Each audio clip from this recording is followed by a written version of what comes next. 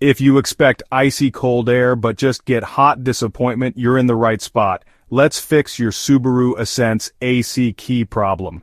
Here's what's really going on. First, let's clear up what we mean by the AC key.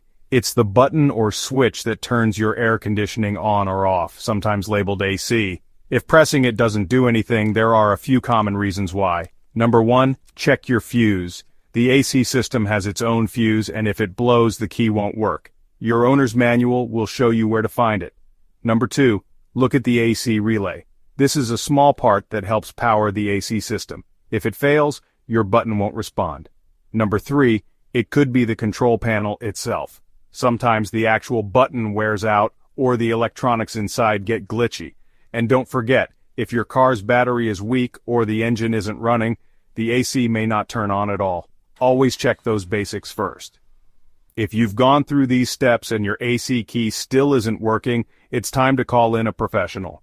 A certified mechanic can quickly spot deeper issues like wiring problems or a faulty compressor. So next time your Subaru Ascent AC key fails, don't sweat it. Start with these simple checks. Stay cool and drive safe.